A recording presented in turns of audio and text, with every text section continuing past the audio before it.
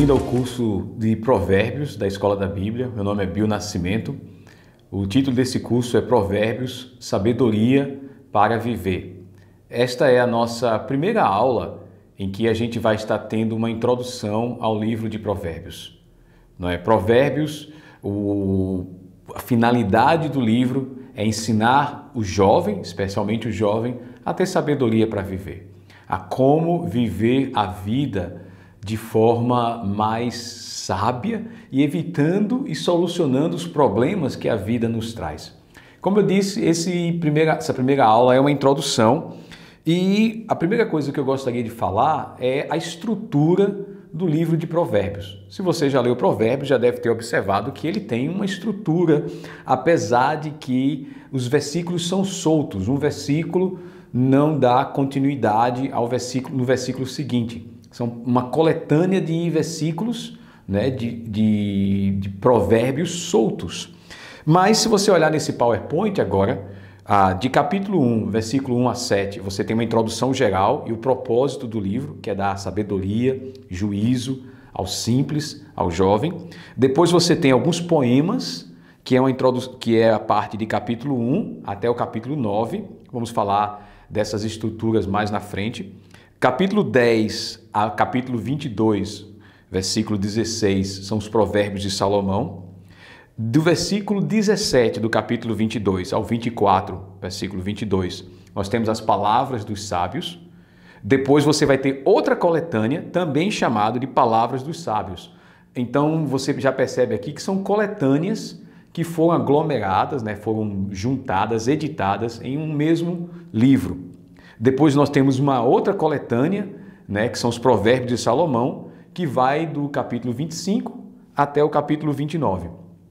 Capítulo 30, nós temos as palavras de Agur, que ninguém sabe exatamente quem é. Depois as palavras de Lemuel. E por último, a nona e última seção do livro são Louvor à Mulher Virtuosa, que é um texto muito conhecido. Então essas 9 sessões são a estrutura básica do livro. A única parte do livro que tem uma certa continuidade, que tem uma certa linearidade, é a parte de capítulo 1 a 9. E a última parte que trata da mulher virtuosa. Todo o restante do livro são pequenos provérbios, são 915 gotas de sabedoria que você tem, né? São 915 versículos que o livro de Provérbios traz sobre o tema da sabedoria. E a autoria do livro? Como você percebeu, muitas das seções são de Salomão. Então, tradicionalmente, Salomão é o autor do livro, às vezes de todo o livro, especialmente quando você lê 1 Reis, capítulo 4, versículos de 9 a 34. Que vamos ver daqui a pouco essa leitura. Mas, como alguns títulos no começo das coleções sugerem, algumas coleções pertencem a outros autores. Veja, por exemplo, Provérbios 25:1, 30:1, 31:1, e onde aparece sábios. Ninguém sabe quem são esses sábios, é anônimo, não é? Provérbios 22:17, 24:23. Então, com certeza, 2 das principais coleções recebem um título de salomônica, né, de autoria de Salomão. Provérbios 10:1 e 25:1. Mas por que essa tradição tão forte de Salomão ter sido o autor do livro de Provérbios? Vamos ler esse texto de 1 Reis 4, 29 a 33. Deus deu a Salomão sabedoria, entendimento fora do comum e uma inteligência tão vasta como a areia que está na praia do mar. A sabedoria de Salomão era maior do que a de todos os homens do Oriente e de que toda a sabedoria dos egípcios. Era mais sábio que todos os homens, mais sábios do que Etã, o Ezraíta, do que Emã, Calcol e Darda, filhos de Maol. E a sua fama se espalhou por todas as nações ao redor. Compôs 3.000 provérbios e os seus cânticos foram 1.005. Falou sobre todas as plantas, desde o cedro que está no Líbano até o isopo que brota nos muros. Também falou sobre os animais e as aves, e os animais que rastejam e os peixes. Então você vê que Salomão não somente compôs muitos provérbios, ele era um cientista, ele estudava, ele compunha também poemas, cânticos dos cânticos, também de autoria salomônica. Então, por causa desse versículo, e diz que ele compôs lá mais de 3.000 provérbios, muitas pessoas pensam que todo o livro de Salomão, todo o livro de provérbios, é de autoria salomônica, certo? Mas não necessariamente, como a gente viu. Nós vamos estar neste curso usando principalmente duas traduções. Nos slides que a gente vai estar passando, eu dou preferência a uma tradução mais literal, que é Corrigida Fiel.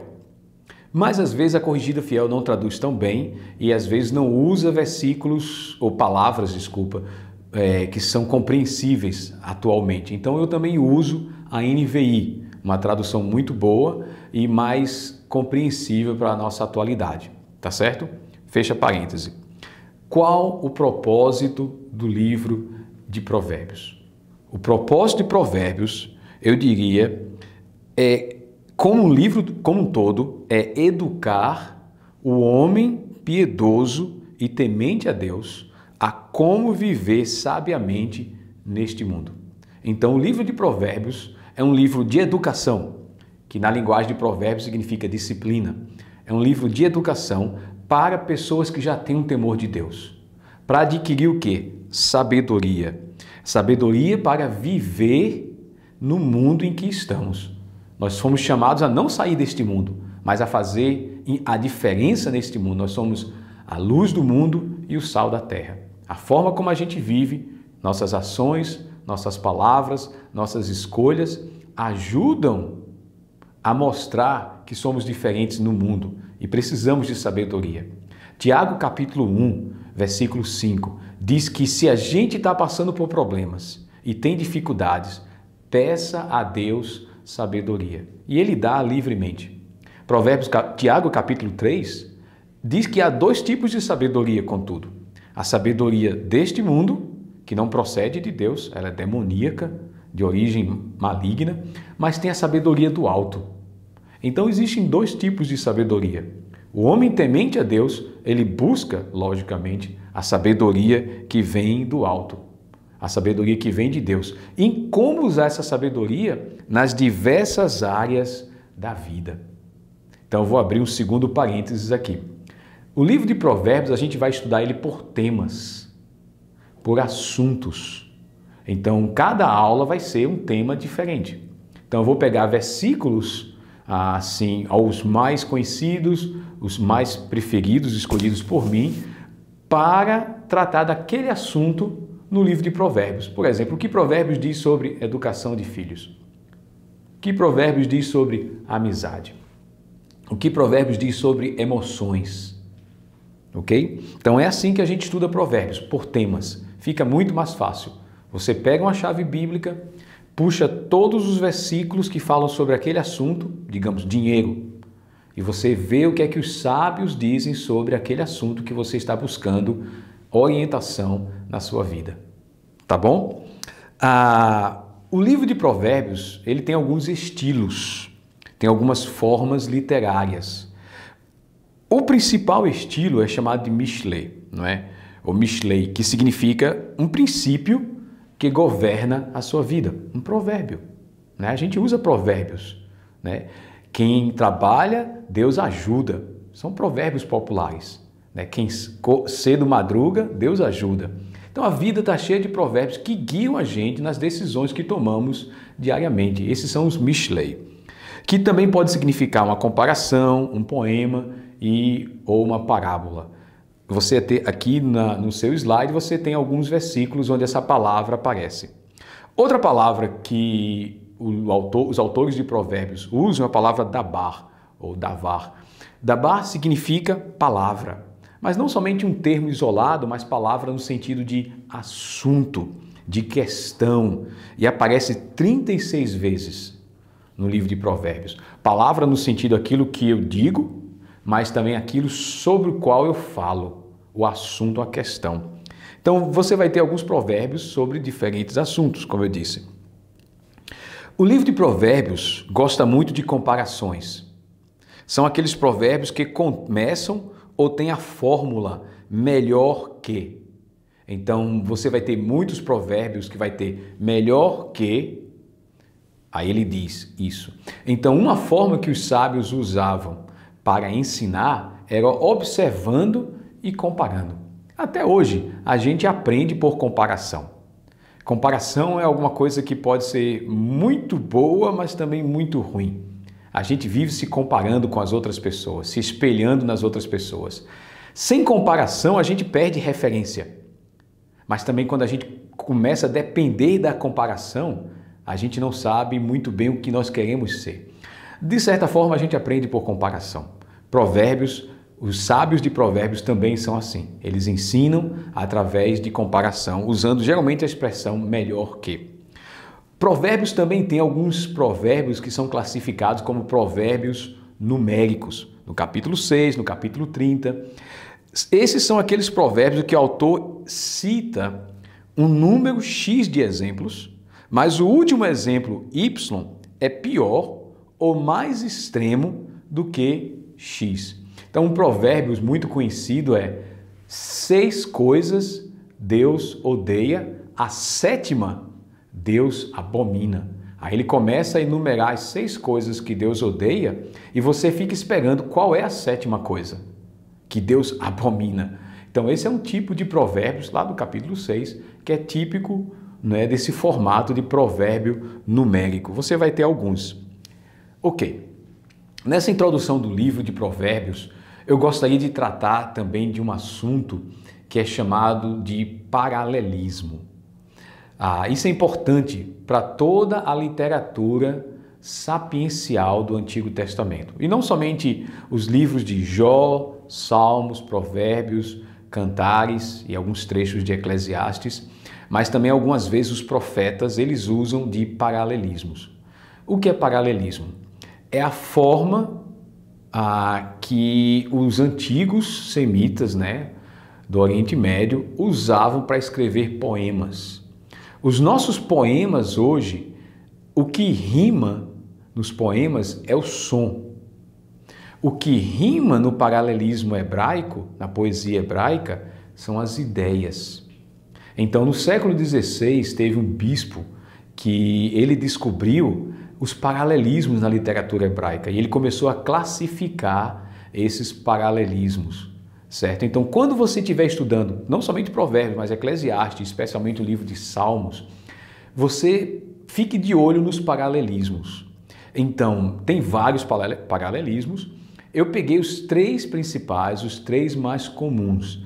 O primeiro tipo é chamado de paralelismo sinônimo, onde a primeira linha ela vai repetir a sua ideia na segunda linha, a linha B, com outras palavras. Lembre que o paralelismo, a rima é de ideias e não de som, certo?